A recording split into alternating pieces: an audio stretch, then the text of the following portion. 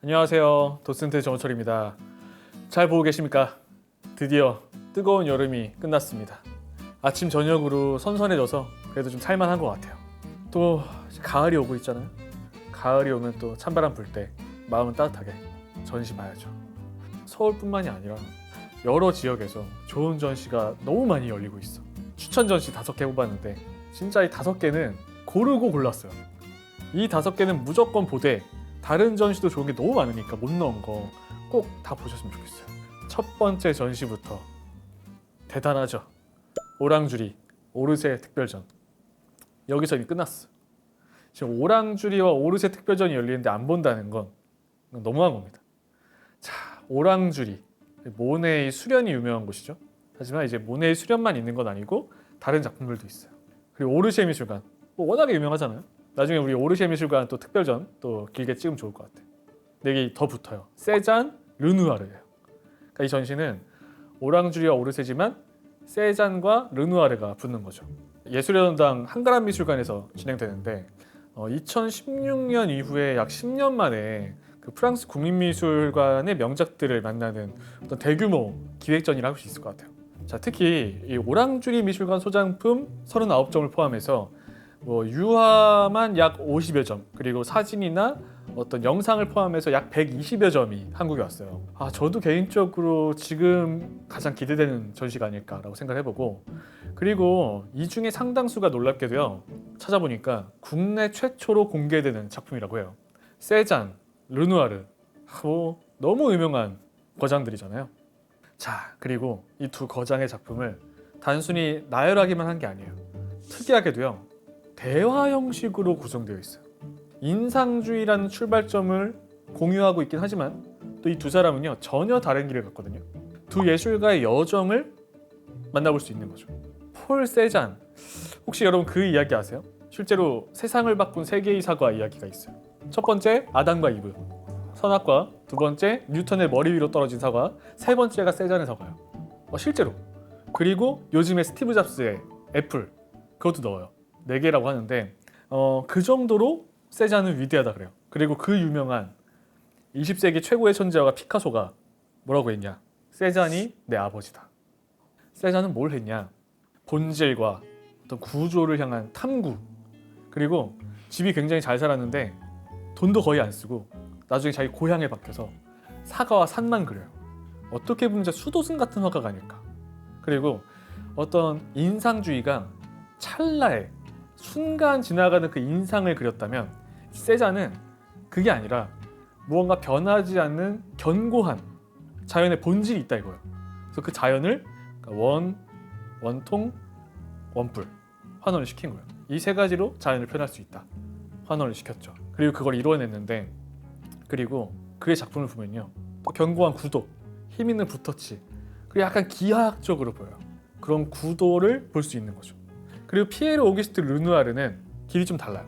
르누아르는 오히려 지금으로 치면은 인간 포토샵. 르누아르의 손을 거치면 다 아름다워져요. 이거는 사람도 마찬가지예요. 여성도 르누아르가 그리면 아름다워져. 솜사탕처럼 그려요. 르누아르 이렇게 불리죠. 불행이 없는 화가. 인생에 불행이 없다는 게 아니라 그림에 불행이 없다는 거죠. 르누아르는 의외로 전쟁도 겪었어요. 나중에 류마티스 관절염으로 팔이 꺾이고 굳는데 그 속에서도 팔에 붓을 줄로 묶어서 그림을 그려요. 근데 그림에 불행이 없어. 다 행복한 거예요. 나중에 르누아르는 그래요. 고통은 지나가지만 아름다움은 영원하다. 그래서 거장이에요. 그래서 르누아르가 담고 싶어 했던 그 삶의 아름다움, 그 즐거움을 보는 거죠.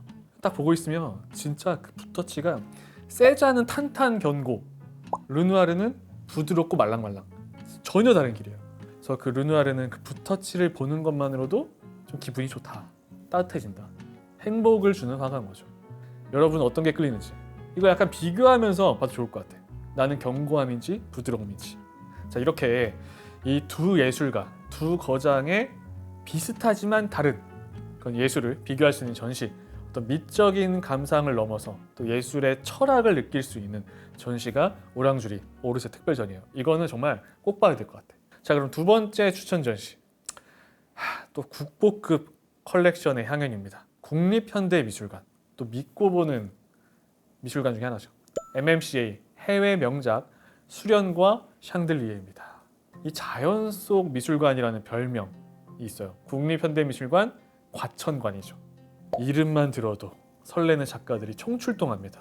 진짜 말 그대로 이름만 들어도 떨려. 클로드 모네, 살바도르 달리, 파블로 피카소, 아이 웨이웨이, 안젤름 키퍼, 바바라 크루거, 현대 미술가들까지 다 모여있죠. 이 거장들을 한 자리에서 볼 수 있는 전시입니다. 국립현대미술관이 소장한 해외 미술품 중에 정수만을 뽑았다라고 얘기하면 될 것 같고, 수련과 샹들리에라는 이 제목에서부터 딱 느껴지죠. 고전과 현대. 수련하면 또 이제 모네잖아요. 그걸 다 아우르고 있는 전시다. 그리고 이 자연 속에 위치한 전시관에서 어떤 모네의 수련을 감상하면서 또 그 분위기가 주는 몰입감이 있죠. 여기다가 넘어가면서 초현실주의, 입체주의, 설치미술까지 너무 다양한 관람을 할 수 있을 것 같아요. 딱 오랜만에 또 쉬는 날 복잡한 도심에 있는 갤러리가 좀 질렸다면 좀 벗어나서 가서 볼 수 있는 최고의 전시가 되지 않을까. 그리고 이 과천 국립현대미술관이 좋은 게 거기가 좀 재밌는 포인트가 순환을 도는 차가 있는데 그 코끼리 열차가 있어요. 그거 타보면 좋고, 두 번째가 딱 들어가면은 백남준 작가의 다다익선이라는 거대한 설치 작품이 있거든요. 딱 들어가는 순간 아 진짜 미술관에 왔구나. 압도감이 있는 미술관. 사실은 서울에 있는 미술관은 주차가 되게 힘든 경우가 많은데 차 타고 주말에 그러니까 진짜 여유롭게 뭐 근교 여행 간다라는 마인드로 가는 게 딱이에요. 그 옆에 서울랜드도 있잖아요. 여기만 가도 사실 하루 종일 놀 수 있죠. 이제 세 번째 추천 전시. 아 진짜 고르기 힘들었어요. 이렇게 좋은 전시가 많아. DDP에서 이번에 열렸죠. 장 미셸 바스키아. 과거와 미래를 잇는 상징적 기호들. 바스키아, 검은 피카소라는 별명이 있죠. 회화와 드로잉을 포함해서 약 230여 점이 전시되어 있어요. 국내 최대 규모의 바스키아 회고전으로요. 요즘 최고로 잘 나가는 분이죠. 박보검님의 목소리로 작품 해설도 들을 수 있습니다. 바스키아, 제가 생각하는 미술사의 비운의 젊은 나이에 세상을 떠난 최고의 천재가 아닐까. 개인적으로 에곤 실레와 바스키아를 뽑아요. 둘 다 젊은 나이에 세상을 떠났죠. 그리고 바스키아 또 하면 앤디 워홀도 엮을 수가 있어요. 나중에 이제 앤디 워홀과 친구면서 스승 같은 사이가 되잖아요. 그리고 앤디 워홀이 사망했을 때 바스키아도 무너지죠. 얼마 뒤에 세상을 떠나게 돼요. 이렇듯이 많은 분들이 아시겠지만 굉장히 드라마 같은 삶을 살았어요. 1980년대 뉴욕에서 거친 거리에서 낙서 예술로 시작했잖아요. 그리고 단 8년 만에 세계적인 미술계 스타가 됐어요. 하지만 아까 얘기했던 것처럼 27살이라는 젊은 나이에 세상을 떠났죠. 근데 또 그런 생각도 들어요. 일찍 떠나서 더 전설이 되지 않았을까. 이번 전시 그의 작품을 어떤 상징적 기호라는 키워드로 풀어내요. 바스키아의 그림은 단순한 이미지라고 하긴 좀 그런 것 같아요. 어떤 하나의 언어, 그리고 흑인이잖아요. 그 당시에 흑인 차별이 있었잖아요. 그 흑인에 대한 차별을 경험하면서 느꼈던 그 자신의 이야기를 하나의 어떤 심볼, 이런 상징으로 바꿔서 그림에 넣어놨다는 거죠.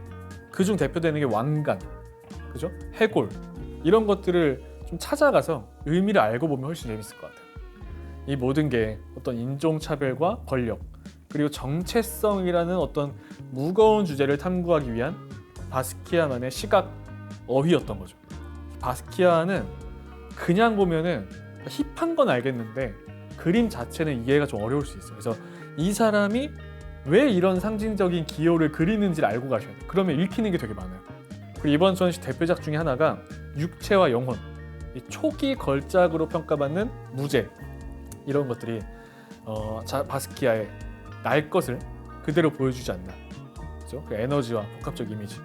그리고 좀 특이한 게 하나 있는데 155페이지 분량의 창작 노트가 공개된대요. 이건 개인적으로 저도 되게 궁금해요. 바스키아의 창작 노트, 그의 아이디어, 또 드로잉, 이런 게 어떻게 탄생했는지 볼 수 있는 전시가 되지 않을까. 그래서 벌써 사람 많은 게 보입니다. 그럼에도 바스키아는 또 가서 봐야죠. 자, 네 번째 추천 전시. 자, 부산 시립박물관의 거장의 비밀, 셰익스피어부터 500년의 문학과 예술입니다. 여러분 이거 꼭 보셔야 돼요. 부산 여행 간다 생각하시고 바다도 볼 겸 꼭 가세요. 진짜 기겁했습니다. 부산에서 이런 전시를 한다니. 해리포터, 오만과 편견, 위대한 유산, 세계적으로 유명한 영국의 문학 작품들이죠. 바로 이런 영국 문학과 예술을 만날 수 있는 굉장히 특별한 전시예요. 아시아 최초로 우리나라에서 열리는 이번 전시, 부산박물관과 영국 국립초상화미술관의 협업으로 개최됩니다. 셰익스피어, 찰스 디킨스, 제인 오스틴, 아서 코난 도일, J.K. 롤링 등 세계적으로 사랑받는 어떤 영국 문학 거장의 초상화들과 또 미공개 친필 원고, 편지, 초판본을 만날 수 있는 전시입니다. 그리고 전 개인적으로 해리포터가 굉장히 기대됩니다. 해리포터 팬들이 가서 보면 너무 좋을 것 같아요. 셰익스피어의 유일한 생전 초상화, 오만과 편견의 초판본, 브론테 자매가 가명으로 출판한 시집, 찰스 디킨스의 위대한 유산 실핀 원고, 셜록 홈즈 시리즈, 베일 쓴 하수긴의 비밀, 친필 원고까지. 대단한데요. 특히 아까 잠깐 얘기했던 J.K. 롤링의 친필 메모가 담긴 해리포터 초판본 등 이 거장들의 삶과 창작의 발자취를 따라갈 수 있는 전시입니다. 이 협업이 굉장히 기대가 돼요. 살짝 이걸 준비하면서 자료를 좀 봤는데 정말 부산에 이 전시를 보러 가셔도 후회하지 않지 않나 생각을 해봅니다. 자, 마지막 5번째 추천 전시, 황금왕조의 아우라를 만날 수 있는 국립경주박물관에서 진행되는 신라금관 특별전이에요. 특이하지 않나요? 2025 경주 에이펙 정상회의를 기념하여 기획된 전시인데요. 1921년 금관총에서 첫 금관이 발견된 이후 무려 100여 년 만에 서울, 청주 등에 흩어져 있던 신라의 6금관이 마침내 고향 경주에서 한자리에 모입니다. 너무 화려할 것 같지 않나요? 전 세계에 현존하는 어떤 고대 순금 왕가는요, 약 13점에 불과한 것으로 알려져 있는데 그중 7점이 한국에 있어요. 대단하죠. 이번 전시에서 볼 수 있는 이 신라 금관 6점이거든요. 전 세계에 있는 고대 금관의 절반을 만날 수 있다 해도 과언이 아니죠. 에이펙 정상들에게 우리 문화의 정수를 선보이고요.